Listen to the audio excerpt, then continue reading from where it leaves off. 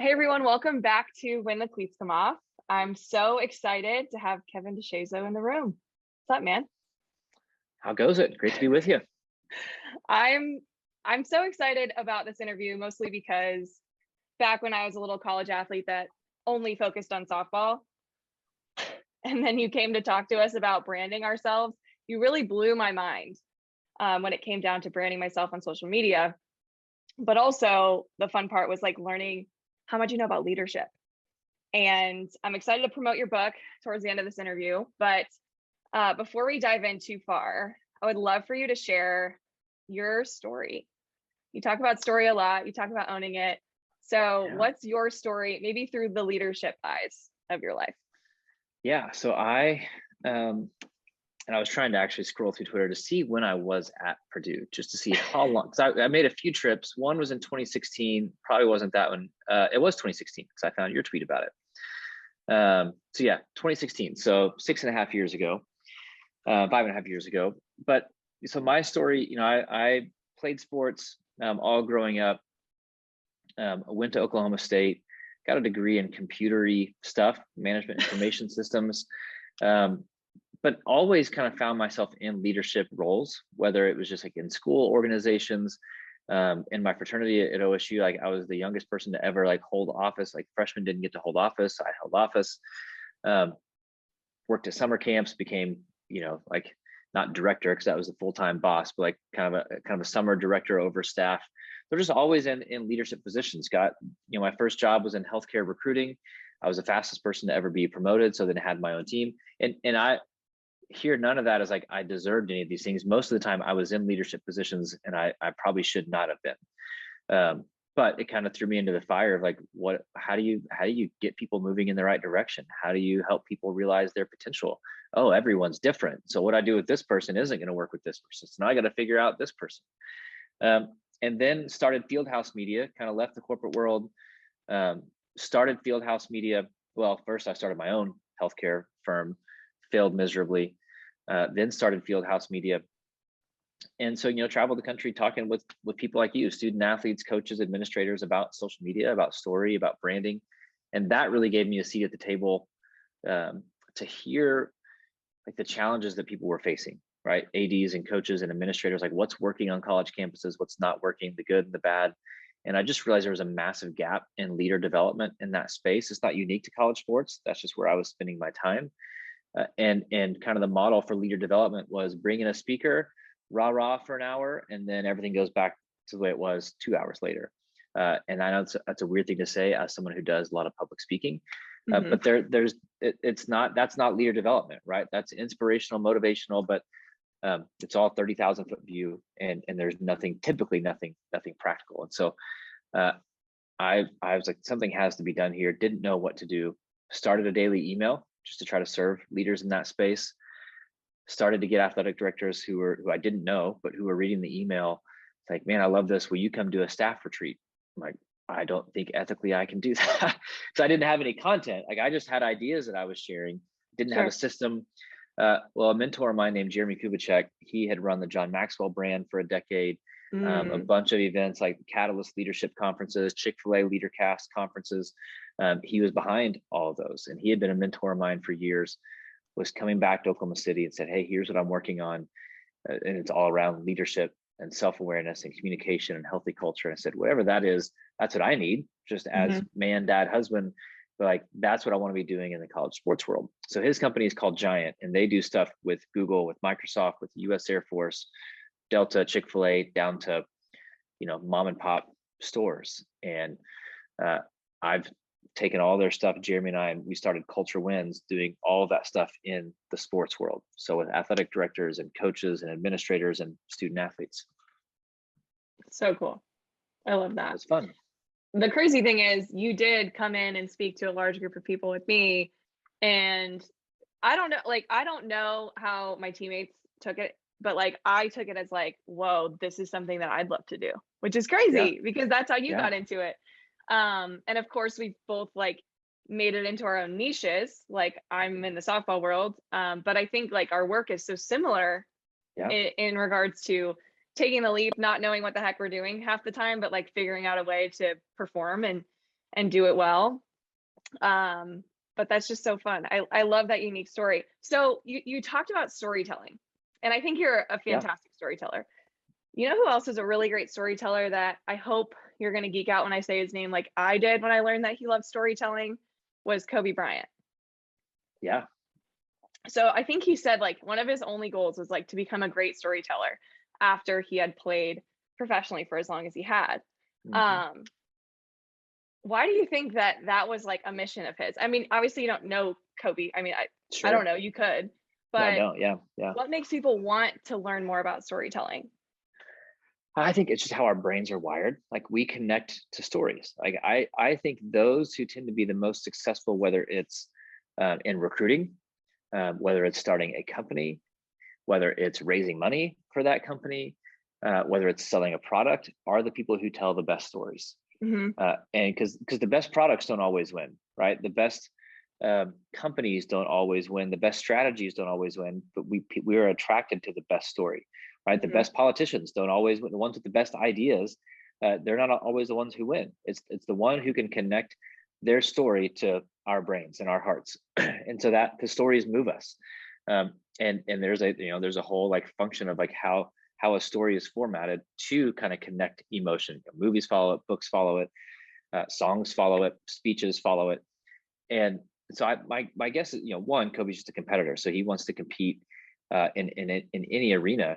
But I think he just saw the value of story, and Mm-hmm. I'm guessing, I haven't done a lot of research on it. I'm guessing it impacted his career in some way, maybe in the way Phil Jackson connected with players. Sure. Like Kobe was a different player pre-Phil and during Phil and post-Phil.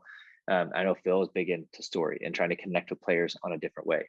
So I think it's just one of those things where, and I think Kobe's a legacy guy. He probably thought and I think he said this at some point, he could have a bigger legacy through that than he ever did in basketball, right? Because he had this media company he put out, there's like short films and Mm-hmm. books and different, I think he knew he could have a much bigger impact on the world through story than he did in basketball. Yeah, I just think that's so unique. And I figured because you're into storytelling and communication and connecting, I thought that that was a pretty unique thing that I heard him say on a podcast a long time ago. Yeah. I miss him a lot. So speaking of which, great leaders, they're great at connecting. Mm-hmm. How is that? Why is that a thing? Like why is that a thing that great leaders, let's say coaches or leaders on the field, like captains, why is that an important thing for leaders to have? Being able to connect. I think leadership has shifted in the past 20 years or so, and it's not done yet, but it's moving in this direction where we're not going to follow you or listen to you just because you're the boss. Like those days are ending. We're not just going to be compliant for the paycheck, for the scholarship, for whatever. We're going to follow you because we trust you. Mm-hmm. And we're not going to trust you unless you connect with us. Now, that doesn't mean, leaders get kind of crazy this, well, I don't want to sit around and hold hands and sing kumbaya around the campfire. It's like, well, nobody said to do that. Like nobody Mm-hmm. said make it weird. It's like if you're married, you've learned to communicate, you've learned to connect, right? Somehow you Mm-hmm. connected enough with someone that they agreed to marry you. It's the same thing in leadership. It's like you're just connecting because if people know that you're for them, they'll commit, right? It's like we don't want compliant teams, we want committed teams. And leaders hate dealing with drama. Well, most drama comes from the fact that you're not connected to your team. So you're talking about ideas, you're talking about a vision, you're talking about a direction, but you've not connected it to them. So they don't know what your intent is. Like, are you just trying to do this for you? Are you trying to make yourself look good? Or are you actually in this for me and for us? Well, if I can trust the intent, I don't have to agree with everything else. Mm-hmm. But if I don't trust the intent, then I'm going to be resistant. I'm going to have a lot of questions, and it just creates drama. So the more you can connect, the less drama you have on your team, your family, your organization, then you can actually run after the vision together. And so I think it's connecting is just it's just a way to build trust, and true leadership is rooted in relational trust. That's so interesting. I know there's a lot of coaches that have approached me saying it's hard to build trust with my athletes. So do you have any like things that you are teaching coaches right now, or even captains on teams? Like what are ways that teams can build trust? Yeah. Because in reality, a trusted coach, like you don't see teams winning championships that hate their coach, right? Absolutely. Like there's like this trust, but also this connection that it goes like beyond wins and losses, I feel like. Absolutely. So how do you build I that? think, yeah, we have a tool that we use called the influence model. It's like, how do you actually build influence with people? And there's kind of the 4 C's to it. So there's character and there's chemistry. So character, like, do I trust your character? Do I trust your integrity? Do I trust that you're going to do what you say you're going to do? Do I believe you're a person of integrity, of character and values? So do I trust your character? Chemistry, do we have a connection? That doesn't mean be best friends, right? Like there's this misconception around trust and relationships and connection and commitment and great culture on teams. Like, oh, they got to be best friends. They don't at all. If they are, awesome. Like, that's great if they are, but that can't be the expectation.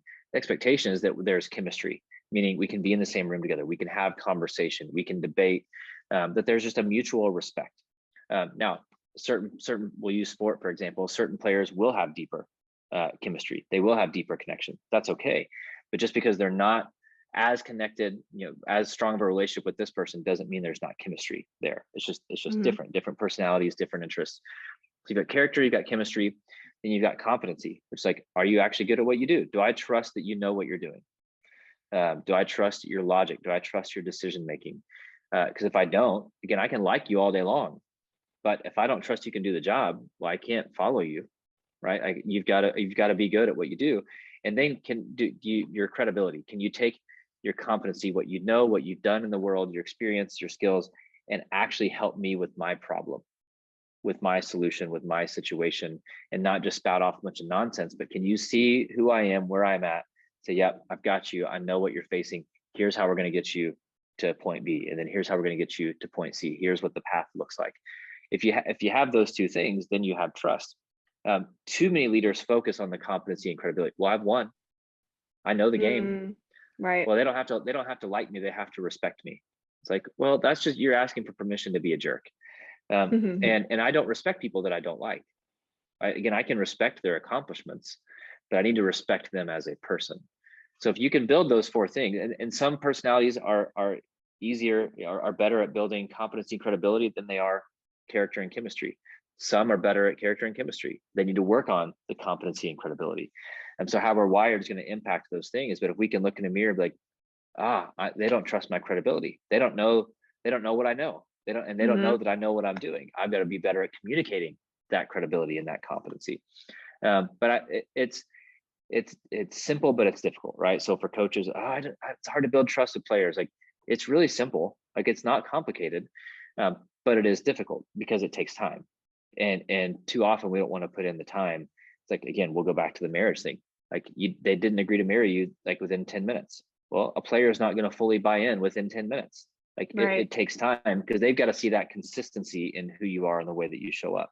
Yeah, this is going to sound kind of silly, but when I coached at Notre Dame, I thought one cool thing that we did it before every single practice was we called it a bird box, probably because that movie on Netflix came out, but it was really just like, who's got some fun facts for the day? Like, let's start practice with this.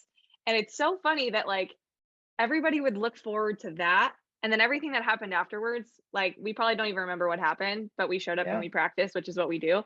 But like the way the team could bond and laugh and giggle and sometimes cry, like with things going on, it was such a cool way to just have the team bond every day. And like, and whenever we missed it, the team let us know. They're like, hey, we didn't do our bird box yet, And it's so simple, right? Again, that didn't take hours, or it's like, it was just a simple thing of, because we don't know people, right? It's like, so we just get busy and we know them as teammate, as performer, but not as person. It's like, then the more I can know you, the more I can connect with you. And so I love that, right? Simple things that can seem cheesy, but like, it actually builds connection.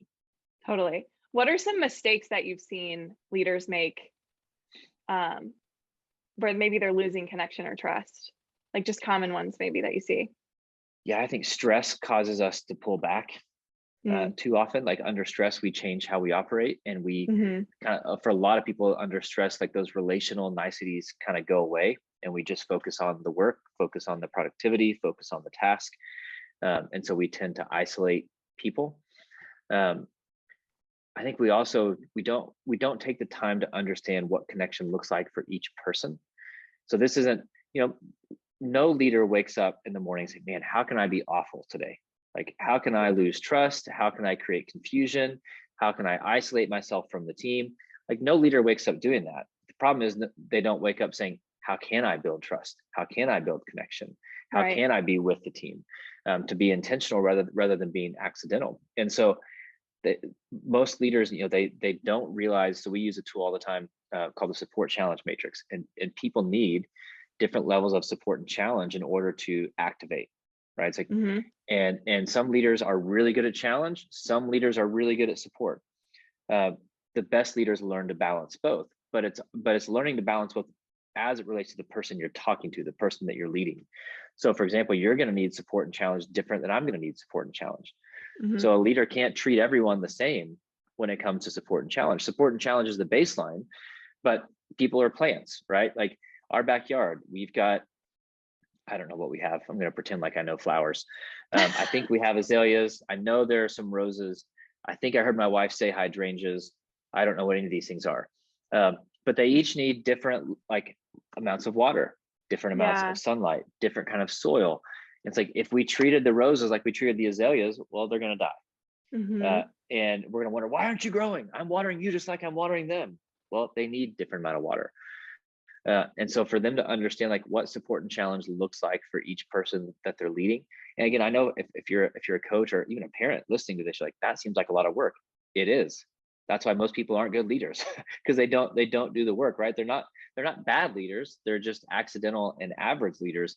But like, if our job as leaders is to put people in an environment that activates them into their potential, like that doesn't happen on accident. We have to see them as who they are and give them what they actually need to grow and to activate. And so to think through each player, what kind of support and challenge do they need? What kind of support and challenge do they need under stress? What kind of support and challenge do they need when they failed? To understand it through that lens, it's just kind of it's an easier, less complex way to give people what they need.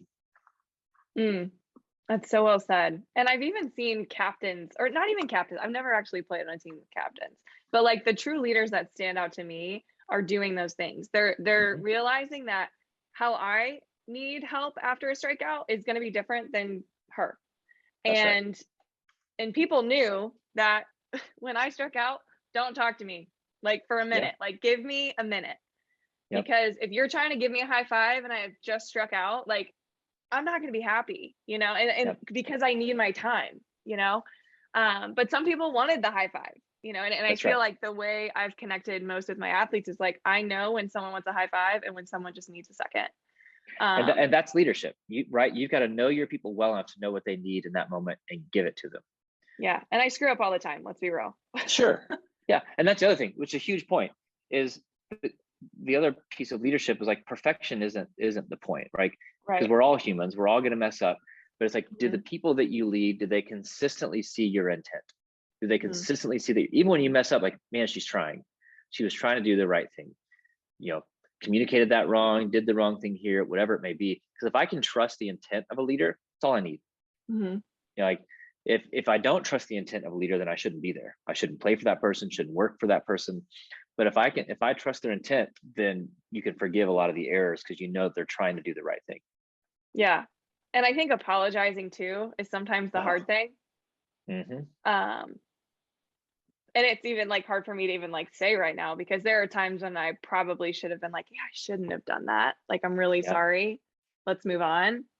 But that only builds more trust. Like if you are honest and you own. But it's one of the most difficult things, I think.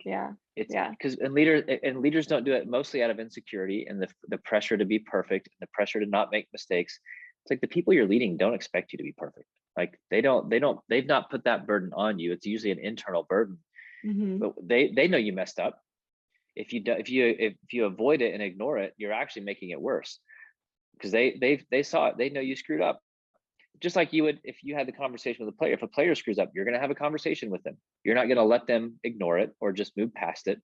But we do that with ourselves. Like, well, I'll just move by. Like they saw it. Like hopefully they just know that I'm sorry. Like hopefully they won't mention it. We can just move on.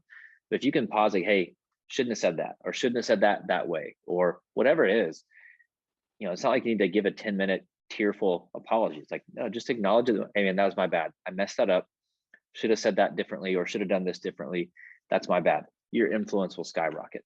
Because Right. like, okay, because again, they know it, but to see you own it, because leaders, right? Like leaders tend to not live the standard that they preach. You want players to have like radical accountability and radical ownership.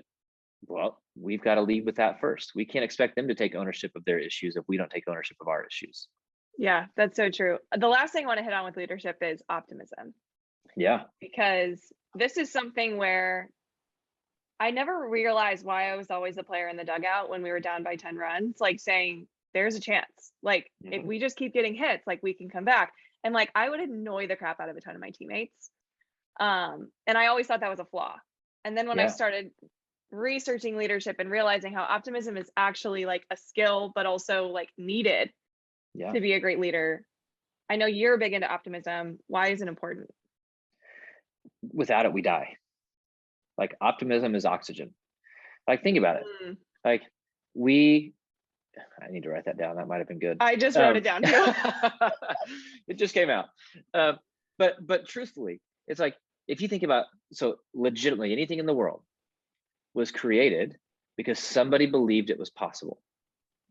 The house that you live in, the car that you drive, the clothes that we wear, the schools that we attended, the restaurants we eat at, the planes that we fly in, like somebody believed that thing was possible.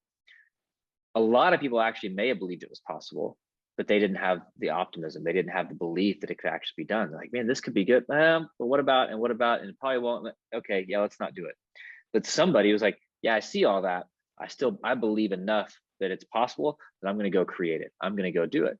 So optimists change the world. They move us forward. Everything is created because optimists like decided, yeah, great. I see the risks, because it's not about ignoring the risk. Like that's not the point. That's just naive and not wise. But optimism is like, I've taken all that into account. I still believe it's possible, and so I'm going to run after it.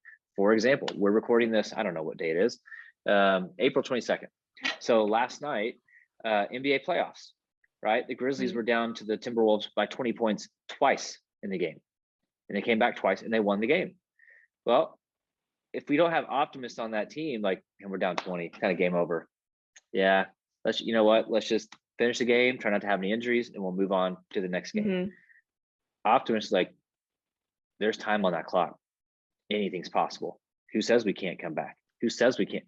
Look, man, 20 point. Who says we can't come back? Like, it's been done before. Why not us? Why not now? And then they go create that. And what they do is they multiply that belief into other people. Because if the optimist has enough influence, everyone else is like, okay, maybe they're right. And so that optimism starts to multiply, because all of it multiplies. Like pessimism multiplies, optimism multiplies. And so the optimist on the team has to be greater and louder than the pessimist on the team. Because otherwise that negativity spreads and we shrink back, we quit. Like, optimism is just, it's seen as this naive, like cheesy thing. And it's not about being fake. Like, it's just, and I have a similar personality, right? When the world ended, when COVID hit, I don't know how much I lost, probably $50,000-$60,000 in speaking. I was supposed to speak at the Final Four in like 3 weeks, bucket list stuff. And my whole world, like 80% of what I did was public speaking. Yeah. I did some consulting, did some other stuff. And my wife's like, how's this going to work out? Like, what's going to happen? I don't know. We'll figure it out. What do you mean? Well, like, you don't have a plan?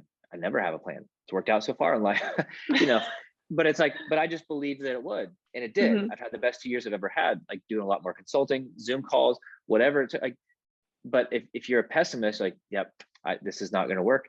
I can't do Zoom calls. Don't want to do Zoom calls. I can't travel anymore. So I guess I got to change careers now.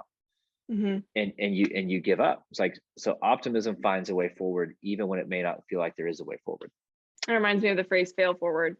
I mean, I think it's like one of those where it's like, you can either look at it in the face and be like, well, I'm done forever, and you will be. Yep. You'll regret that. You'll regret that. So that's the thing.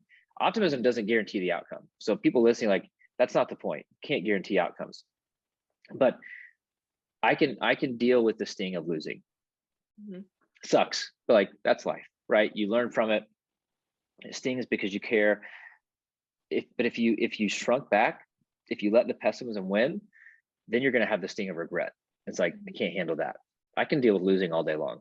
don't like it, but I can deal with it. Can't deal with regret. It's like, that's not acceptable. Mm-hmm. Yeah.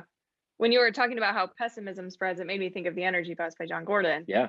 About, if just takes one bad egg, just takes one super negative person to allow the entire team to fall, but it could take one for the entire team to rise as well.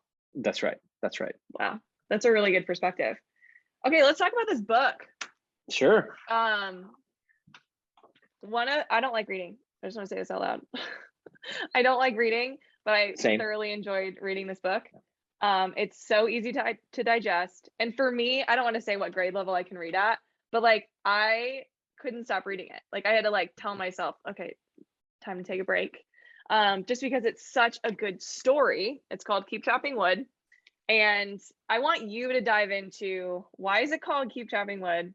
And then let's dive into some of those premises behind it that make it so great. Yeah. So January 2020, pre-world ending. Right before. Wasn't it 2020, right? I should know these things. My brain doesn't work as well as it used to. The fact that what year is it? I don't even know right now because of how fast time has gone. I almost said 2023. It's not. It's 2022. Yeah. things are going fine. Mm-hmm. Yeah. So January 2020, I was sitting we lived in downtown Oklahoma City, not a historic home, but a historic neighborhood, like 105, 110-year-old homes. And it's freezing outside. And our neighbor actually had a wood burning fireplace.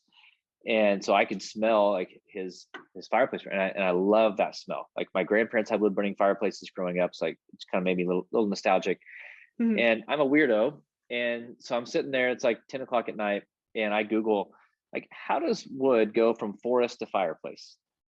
Like, it's not top secret, right? It's like nobody's trying to hide this process. Mm-hmm. I just didn't know what it was. And so what I found out is that wood takes, depending on the kind of wood, like 9, 12, 15 months to dry out, what they would call for wood to season.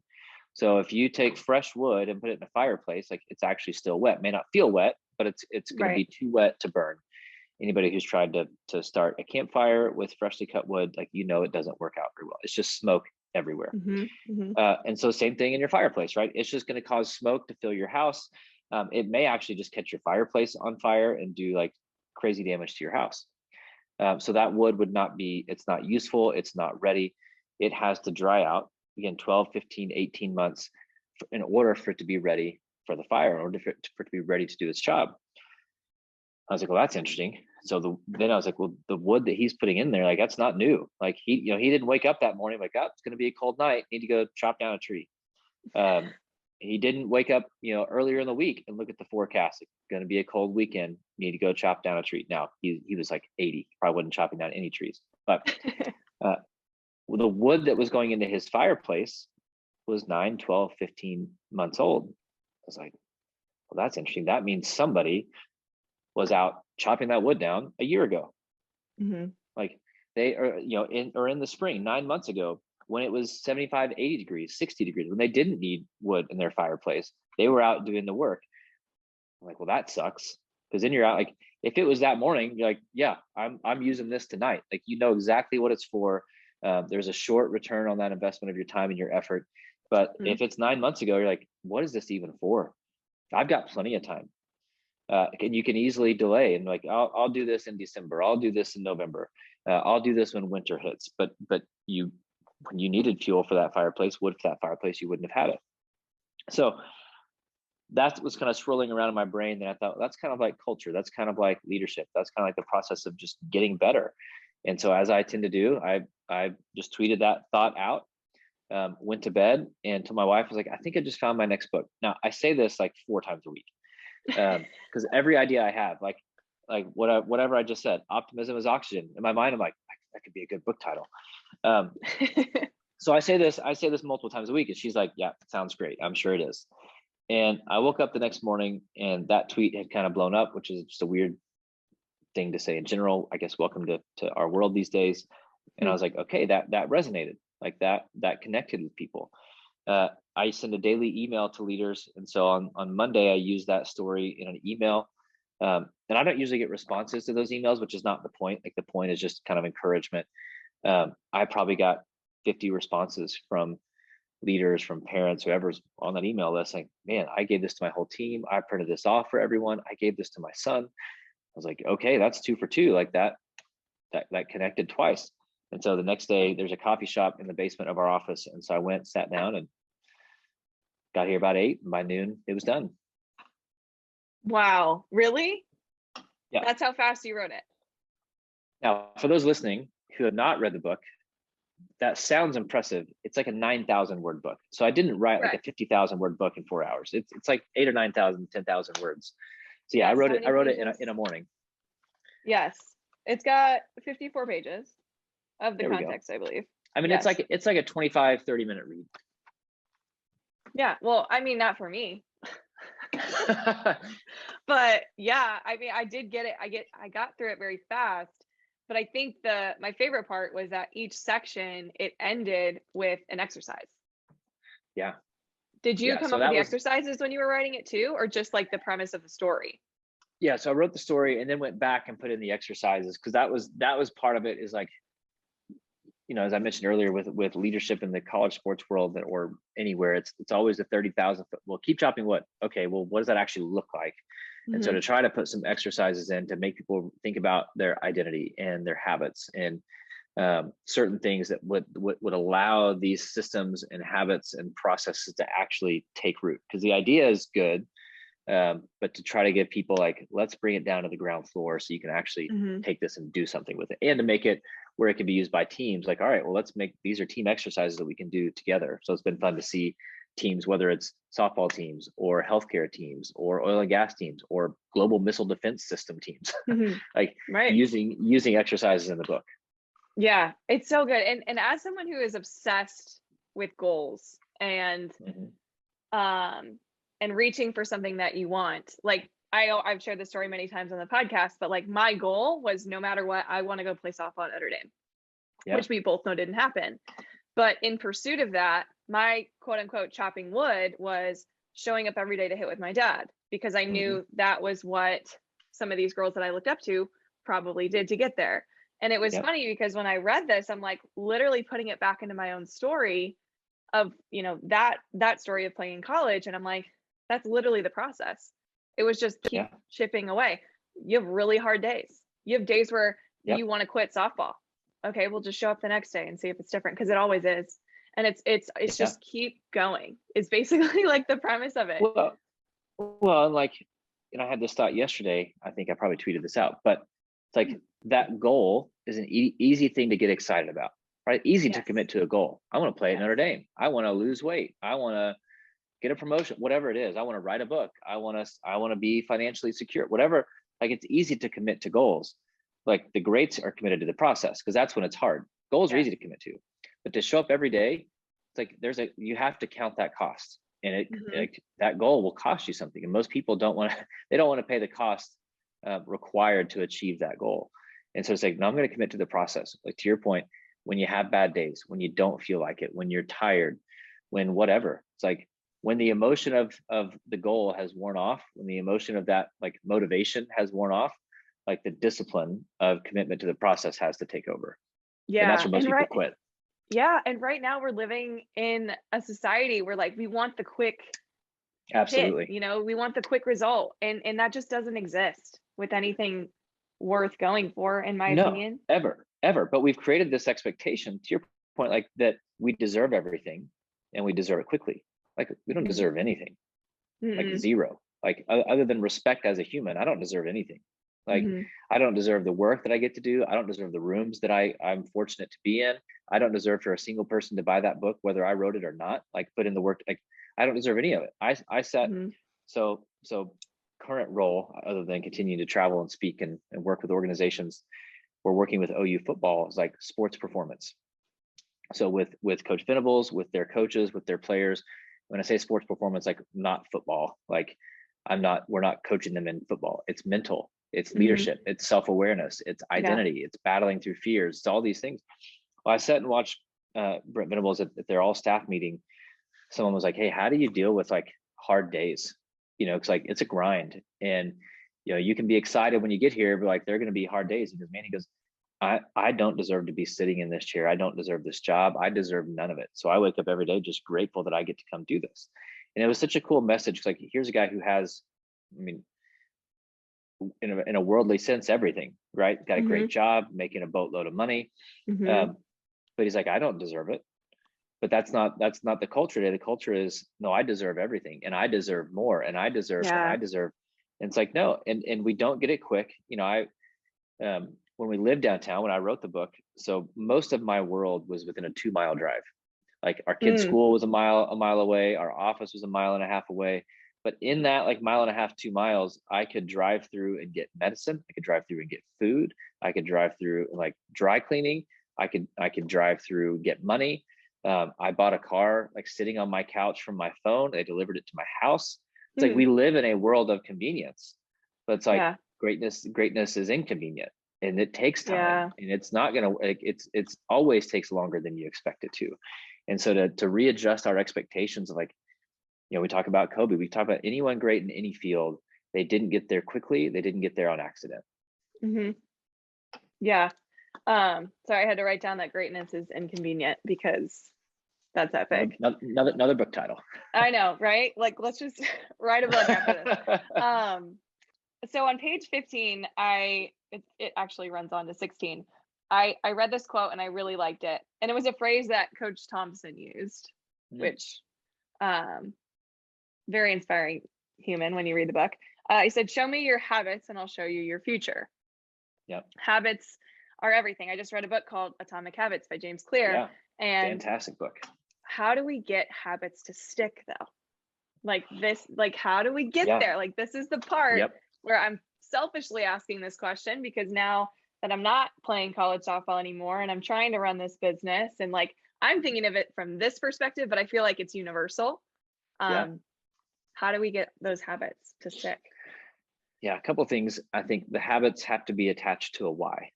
I want to, you know, journal in the morning. Why? I want to go to the gym every day. Why?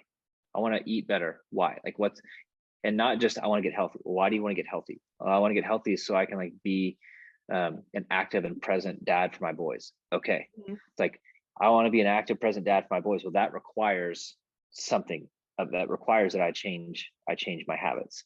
So I think one is attaching those habits to something meaningful, and something like meaningful and fulfilling. I think two, and this is something I've learned after writing the book and sharing the book with teams.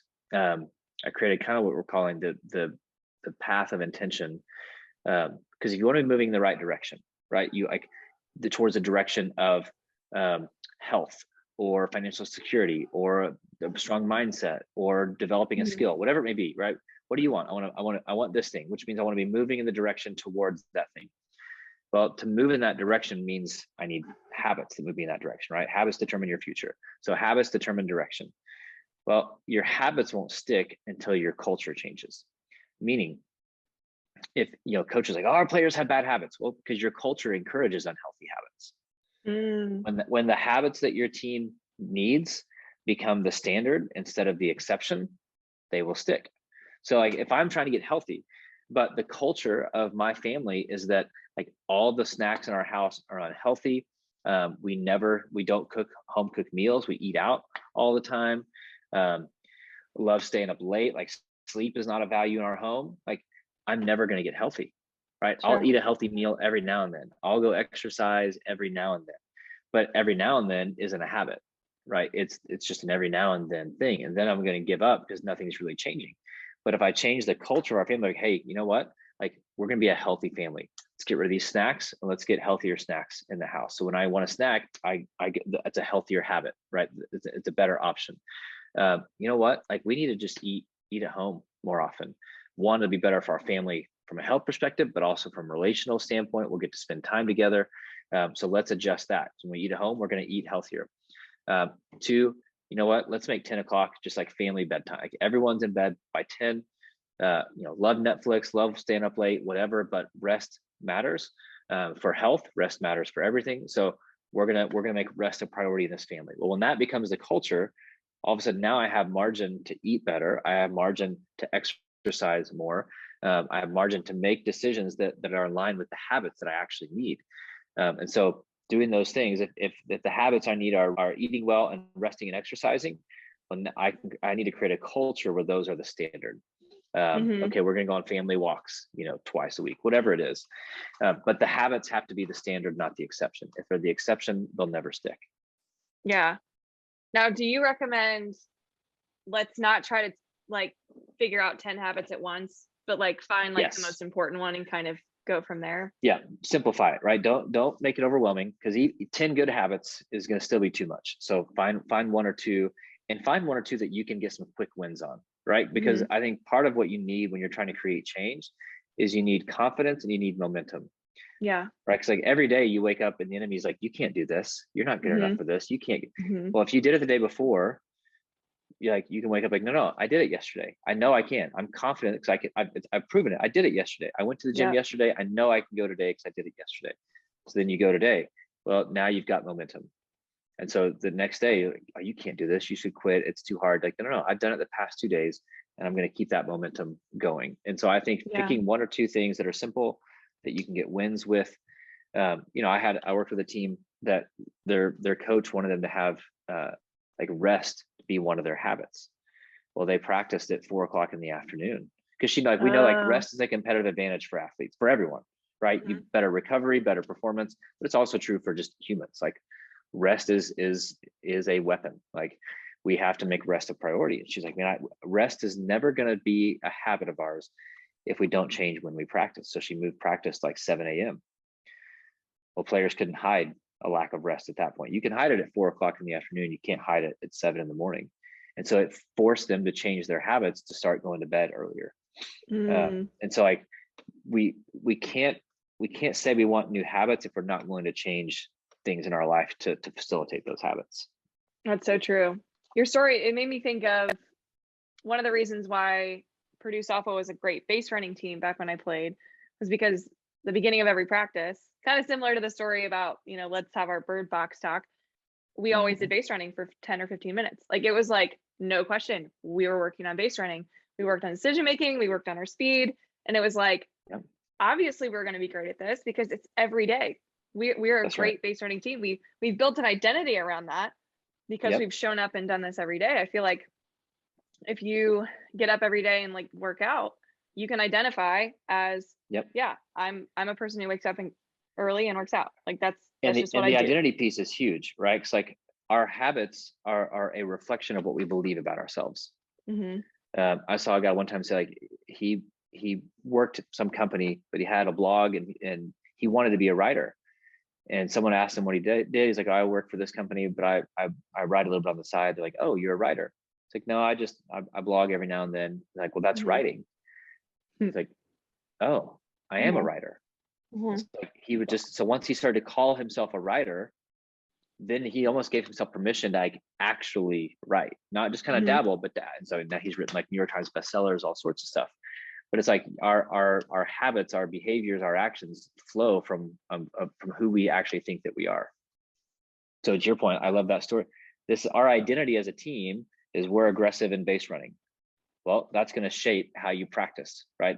That your habits, your actions will flow from that. Yeah. So cool. Okay. So I've skipped up to page 24. I wanted to say the entire paragraph, but I'm going to trim it down to 2 sentences. Is it weird when I read this to you? Like these are your words that you wrote down? No. I've never read it before. So this is fun. I'm just kidding. I was trying to look for a copy. I finally found one. It was right in front of me. Welcome to my personality. Yeah, I'm the same. Page 24. I'm pretty sure I have like slight ADHD. Slight or a lot, who knows? So slight or it a says, lot. What'd you say? I said slight or a lot. A lot. We do the work of chopping wood to be great at football, but we also have to chop wood to build strong relationships. Yep. So kind of along the idea of what we're talking about, how it's a universal thing, chopping wood. Which one's harder? Which one do you think's harder? The skill or the relationship? Yeah. Or football? Yeah. For example, relationships. Because if it's about a skill, it's just me. That skill doesn't care whether or not I show up. That skill doesn't care like what happens that day. it's going to be there regardless. Mm-hmm. Like, we always tell athletes, like, the game isn't going to wait on you. Like, it's always going to be there. So that skill, like, it doesn't care whether I show up or not. That skill doesn't need me. Relationships, it both require, to a degree, dying to yourself, like dying to your ego. But in relationships, there's another person, and it requires vulnerability. It requires empathy. It requires consistency. It requires apologizing. And there are emotions and insecurities and stories and feelings and fears coming from both sides. I can take out all my fears and insecurities and issues on, like, in developing the skill, right? Like, I can work through it as I pursue the skill. But when it's me with a person, now we're both working through those, and that's emotional and different personalities and different perspectives. And so I think when you add two different, this is why relationships are hard. This is why leadership is hard, because everyone brings baggage to it. And that doesn't mean it's not always negative. We bring our stories into it. And when those stories, smash together, that just creates tension and friction. And so I think even as a relational person, I think the relationship piece, it's harder to chop wood, to be consistent. And I think we take relationships for granted. I think this is why relationships can, there are a million reasons why they fall apart, but if you're not intentional with that relationship, if you get complacent, if you get accidental, that relationship becomes not as sharp as it was. Same thing with the skill, right? If you're not as intentional with that skill, you lose your edge with that skill. If you're not intentional with that relationship, you lose your edge with that relationship, but it's a lot more costly, right? To lose your edge in a relationship is a lot more costly than to lose your edge with a skill. Yeah. It's like when a relationship ends, it's not that minute that ended it. It's like, no, so many our decisions compound, our habits compound. But we take it for, well, this person's always going to be here, so I don't have to communicate, or I don't have to do this. It's like we take that relationship and that person for granted, and it's like, no. And so it's a choice, right? To wake up and be as consistent, as intentional in that relationship as you are with pursuing whatever skill or goal. And so I think this is where most leaders burn out and things fall apart, because we talk about all these things in a professional sense. Good, great, like necessary. None of it matters if we're not doing those same things at home, right? It's like I've said for years, it doesn't, like, the things that I get to do with teams and leaders, like it's pretty ridiculous. Like, I realize how fortunate I am, and I'm sitting in rooms at certain times. I'm like, what is happening? How am I in this room? Like, it's wild. But none of it matters if I go home, my kids don't know who I am. If they're like, hey, that's cool that you got to see that version of my dad, we don't get to see him. One, we don't see him at all. Or two, if we see him, he's always yelling or whatever. Because I've seen that with leaders, right? So true story. We were doing a bunch of stuff with military, and this guy got honored for some award, and all the people, I'm terrible with military terms, so I don't know who they were, but he had been in battle with his squadron, his troop, I don't know, all the people he had served with, and they're like, man, this guy was this and this. And, well, like, his wife gets up, she goes, man, he sounds amazing. Wish I knew him. Wish I knew that version of him. Like, oh, wow. And because, like, he gave his best to his guys, gave his best to the military, didn't give his best to his home. And it's like, it was just this like light bulb moment. He was like, I missed it. And it's like, did work. And so the next year he had to present the next person winning that award. But his wife came up, she's like, I just want you to know, the man you all talked about last year is now the man that I know. So like, he was humble and receptive to that. And she was like, he's now worthy of bestowing this honor upon someone. So it was like just a really cool, because the way she wasn't trying to shame the guy, but it was just it just hit her. I think it just kind of hit her in that moment, and she didn't intend for it to come out. Like, she intended to honor her husband. Like, it just hit, seeing like, I don't know who this person is that they're talking about. It's like, leadership is not a job. Leadership is not a title. Leadership is not a role. It's not an 8 to 5 thing, although I don't think 8 to 5 exists anymore. Like, leadership is a mindset and a lifestyle. Like, it is from the moment you wake up to the moment that you go to bed. And that's not a burden on people. It's like, it's how you lead yourself. It's how you lead whoever is in your circle, in every circle. It's just about being intentional. Yeah, it's so funny, because I was going to bring up and shoot, I really wish I remembered which. Oh my God, I went right to the page 36. Talking about vision statement.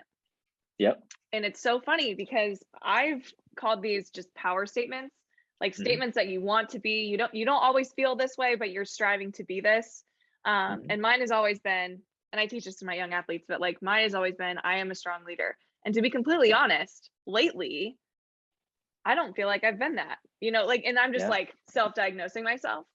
Sure. But like this vision statement, I mean, I think it even says like, write it down and like post it somewhere or something like that. Like Yeah. make it visible so you can kind of self-check every once in a while. So having a vision statement, it was something that you talk about in this book, which is why I can't recommend this book enough. It's just, how do you get yourself in check so that you can set yourself up for success and the goals that you have for yourself.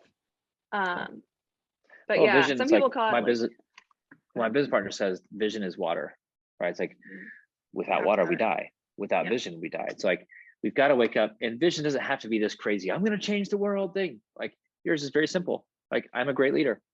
Like that's a great, simple, clear vision, compelling vision that reminds you of what you're about each day. That's the point. It's like most people wake up. I think why most people aren't living lives of impact is because they've lost their vision. It's like they don't know what they're doing, and so they just get on that hamster wheel and just go through the motions every day. They're dissatisfied, they're frustrated. Doesn't mean they hate life. They're just not satisfied with where they are, with what they're doing, with what they've created. And we talk a lot about this. There's this thing called the change equation, and it's like change is hard, right? But you change when you're dissatisfied. Well, maybe your level of this dissatisfaction is like an 8. Well, let's say with health, I'm dissatisfied with my health. I'm an 8 with my dissatisfaction out of 10. Well, what's your vision for your health? Well, if your vision isn't higher than your dissatisfaction, then you have hopelessness, you have bitterness, you have frustration, because like you're unhealthy, you're dissatisfied, you're upset, but you don't know what you want. So instead of changing, you just continue in this cycle of being upset and bitter and frustrated. But when that vision is higher, like, man, I'm not happy with my health, but I know what a healthy version of me looks like. I know what I could be. I know what I should be. All right, I'm at the base camp of Everest. I'm not at the top of the mountain, but I know where the top of the mountain is. I know where I need to be going. Well, then you've got motivation and ambition to actually create some change. But for most people, they're dissatisfied, but they have no vision. And so they're just kind of hopeless. Right. How does your vision connect with your why?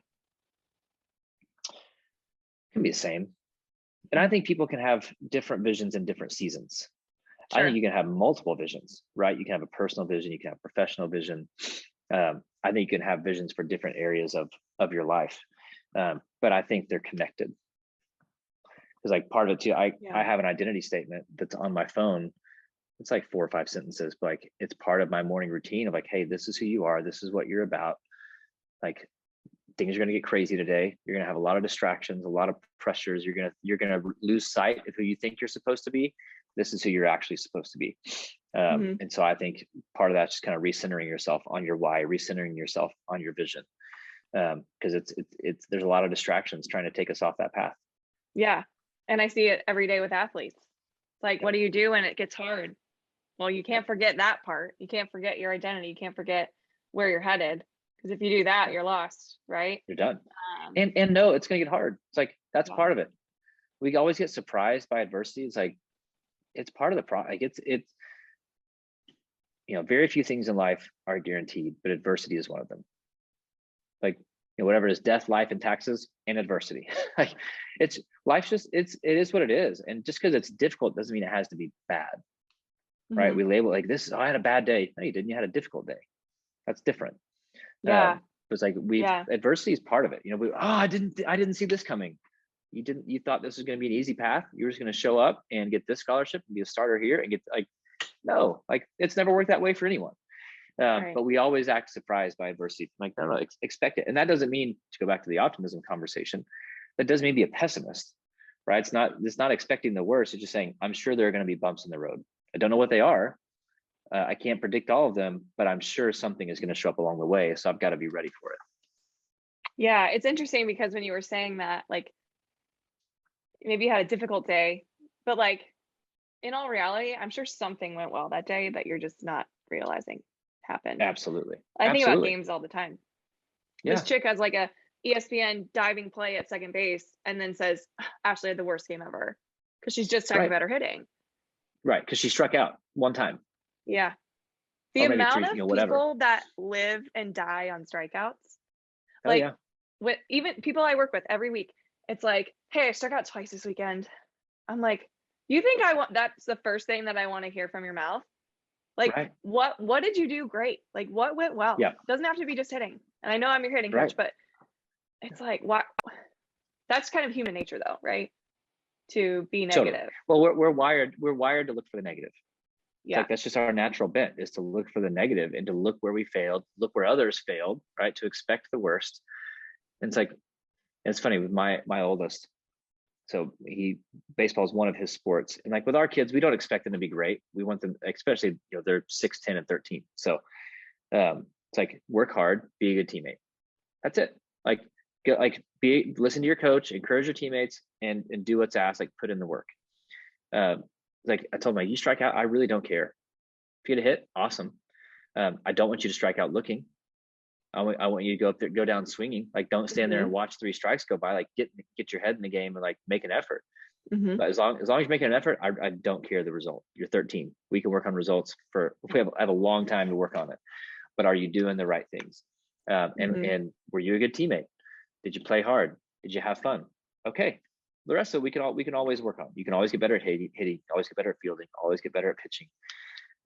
Like, did you have fun? Did you enjoy the game? What was your favorite part of the game? And we have these, there's a great book called Hardwiring Happiness. And it's like our brains over time, it's like these like literal pathways have been dug in, and they tend to be negative. Well, we can rewire our brain.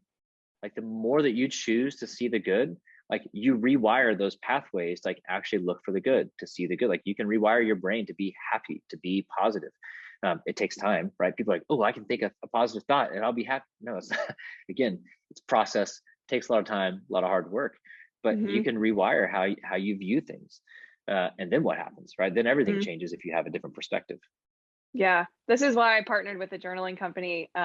It's basically for hitting journals. Cage work, and like literally before it asks like what could you do better next time, it says what are things that you did well. And like literally after every single time that this person hits, if you start with the positive, you're going to be in a better format to even think about the negative. Absolutely. Well, you think of the negative as like, ooh, opportunity to get better, instead of I did this bad, I did this bad, I did this bad. That's not going to last. You're going to be out of the sport before you can take your next breath. Every day is a failure if that's the case, Yes. And it's like, and your perspective determines your experience, right? So like if you're looking for the bad, then you're going to have a bad day, because that was your perspective, is that it was only the negative. If you have a healthier perspective and you can see both of it, it's like, again, you could have a 2 strikeout day. I had a terrible day. Or you could have a 2 strikeout day, like pretty good day, struck out twice, but also did this. Yeah. Walked this time, got on, stole 2 bases, made this play in the field. Learn, like whatever, like your perspective determines whether or not you had a good or bad day, not the actions and the events of that actual day. Yeah. So I wasn't going to mention this, but I want to do one more thing from the book, but it reminds me of the player who has 2 strikeouts and then goes and hits the game-winning home run afterwards. Yep. It's like knowing and understanding that this is part of the process. Like you're going to have moments that aren't ideal, but if you use those moments to learn from, and literally just say, okay, she struck me on a rise ball. What's my plan next at bat? And then you're not even successful in that at bat. But if you've taken in the data correctly, you're most prepared for that last at bat of the game.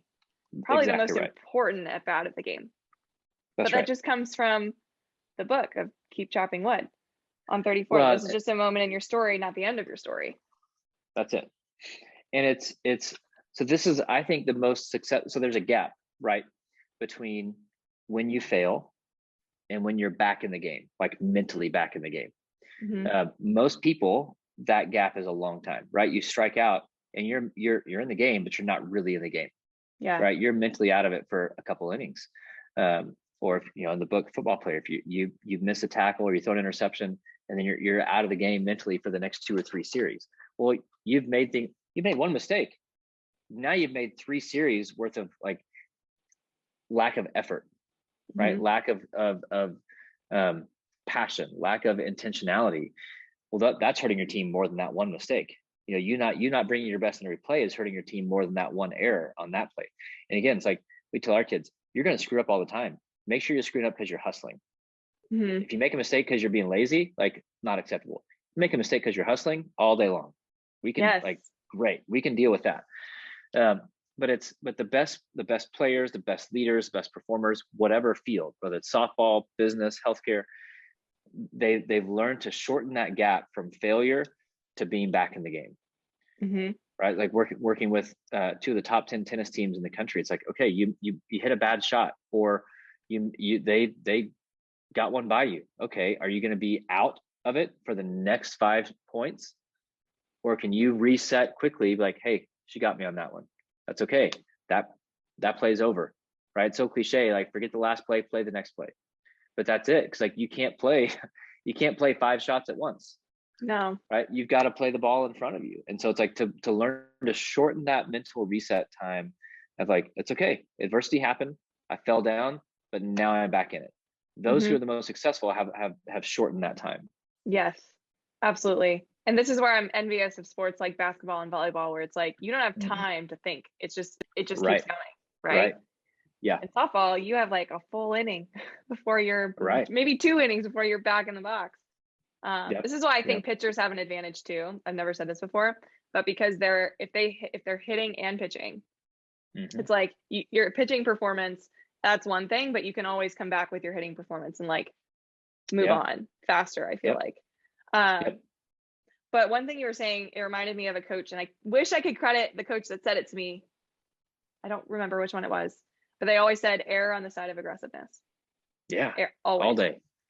And it's funny because that's like everything. It's like softball, it's work-life balance, it's everything. I don't know. Yeah, it's everything. It's everything. So where can people go ahead. Go ahead. Well, I was with OU women's soccer yesterday. They're playing Arkansas this weekend, top 5 team. OU's not. They're kind of rebuilding their culture and their recruiting and all these things. And he's like, look, I'm not worried about the outcome. And spring season for soccer is more developmental, right? It's not their real season. He's like, here's my expectation of you. He goes, I don't expect that you go out there and win. He's like, that's not right of me to put that expectation on us. He said, my expectation is that you go out and you risk everything. I was like, that's it. Go risk everything, right? Again, you could lose and it'll hurt. That's okay. It should. If you care, it should. But you can deal with that versus the pain of regret because you didn't risk everything. So like, again, we're going to make errors all day long. Let's make them because we were risking everything, not because we were afraid of failing. Yeah. Gosh, I want to talk to you for like 5 more hours. You got time? Where can people find this book? I know where I found it on Amazon, but where do you prefer people to grab this? Probably the best option. Yeah, Amazon's probably the best option. And you have other books too. One's called Leadership Interrupted, correct? Yep. Yeah. So it is, I mentioned that the daily email that I send, I took 365 of those and just put them into a book. So it's almost, how would I describe it? I guess kind of like a leadership devotional sort of, but it's just my daily emails just put into a yearly version. And then I wrote a book years ago. Don't recommend this one, but called I Athlete. And so it was really kind of a marketing ploy to say like, so I could say that I wrote the book on student athletes and social media, but wouldn't recommend that one. The other two are decent. So funny. I love it. I'm gonna go pick up the leadership one, which you made. Was it 2017? Maybe I don't know why. I don't know when that came out. And I would, if anybody's listening, I would recommend the Kindle version of that. The paperback version is like super thick. I'm probably gonna redo that one and call it 5-minute leadership. Do another version of it. But I would recommend the Kindle over paperback on that one. That's awesome. And I'm also obsessed with your Leadership Minute podcast, and people that are listening to the podcast are already into them. Do you post every day a new leadership topic? Try to. It depends. If I have a 5 a.m. flight, I may not get to it because airports are loud and I don't want airport lady's voice in the back of the podcast. But Monday, try to as much as possible Monday through Friday. Yeah, I love it. I was listening to it before this, and you were talking about Scotty Scheffler's perspective when he won the Masters on how like he won the Masters, but that wasn't going to change who he is as a person and who he is at home and stuff like that. I also admired him for the same reason. So such a cool podcast. Definitely recommend go listen. All of this stuff and also where you can find Kevin will be in the show notes. So you can just click on all of the information from the books that he has, the podcast, your social media platform. Which one's your favorite platform, by the way? Mine's Twitter. Great question. Yeah, probably. Twitter and Instagram I use the most. Twitter is more leadership, business, professional stuff. Instagram is a mix of personal and professional, but probably Twitter is still number one. Yeah, I love it. All right, do you want to end with some quick rapid fire? Absolutely. Call it 5 to Thrive. Don't know why, but we're going to keep it that way. First question: what are you most excited about right now? Ooh, what I'm most excited about right now,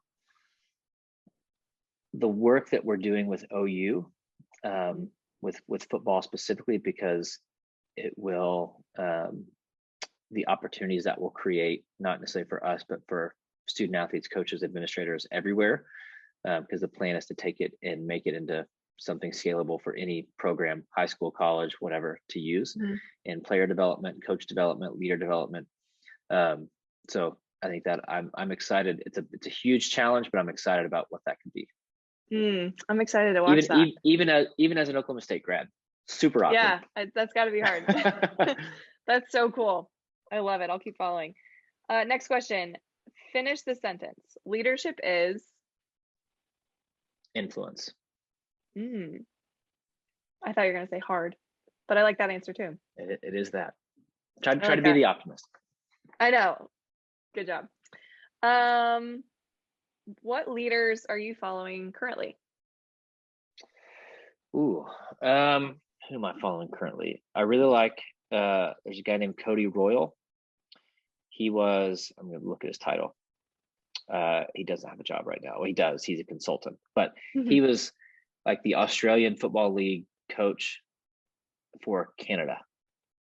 So Canada's Australian Football League team. He's got a great book called The Tough Stuff, and then one called Where Others Won't. Just a great perspective on leadership. Who else am I following? John Gordon's always an easy option. There's a guy named Shane Parrish. He talks a lot about habits and consistency. He's got a blog called Farnham Street, and I just appreciate the way he thinks differently than I think, but in a really challenging and good, meaning like just different personality, like different perspective. But I agree with a lot of what he says. It's just not where my natural thoughts go to. So probably those two a lot right now. That's cool. What do you think of the show Ted Lasso? Oh man, fantastic. Best show in a long time. Isn't it? I don't know if it's because we think the same way a lot, but I am just obsessed with every story that's told in that show. Well, it's like what I love. There's a lot of things I love about it, but what I really love is that leadership is leadership. It's not about X's and O's. And I think this is true. It's like, obviously, I don't know, it's a TV show. It's like, he doesn't know soccer. He knows people. Like great leaders don't need to always know the X's and O's of what they're doing. It's helpful, but they need more than that. They need to know people. Again, like the ability to connect people is a competitive advantage. You can surround yourself with X's and O's, like you need a general vision, but to have the humility of, he's like, yeah, I don't know what I'm doing, but these 4 guys do. I'm going to trust them on the X's and O's. I'm going to make sure I'm good with the people. And so allowing people to play their strengths. There's just a lot from that show that's really good. I'm obsessed. Before I ask the final question, I need to thank you for one, being an incredible mentor to me, without even knowing it probably, but also just for the work that you're doing, the impact that you're making. This book is just like one tiny piece of the work that you do, and it's just, you're changing lives, and I love it. Thank you. Appreciate that. You bet. All right, final question. What advice would you give a young athlete who wants to become a better leader and doesn't know where to start? Ask a lot of questions. Learn to lead in silence. Learn to follow first. Right? Everyone wants to lead, but nobody wants to actually learn how to follow first, and to submit yourself to someone else's leadership. Submission is not a sexy word in today's culture, but we need to learn to submit. Like if there's a leader book, don't submit if like It's moral violations, ethical things, of course, right? That's toxic, that's abusive. So I'm not saying that. If you trust the person, so like defer to their leadership. It won't always be easy, it won't always be fun, but they will make you better. And so then you're learning what it's like to be a follower, which gives you the ability to connect with people who will ultimately follow you. So learn to follow first. Fantastic answer. Thank you I so think much that's for my coming actual on. answer. I love it. Works too. I got you with you. That's what I typically do. I'm like, I think this, like, no, here's what I really think. I loved it. This is such an inspiring conversation, and I'm probably gonna like repeat this on my own in my own head like multiple times. Thank you so much. This has been awesome. Yeah, absolutely. Honored to spend some time with you.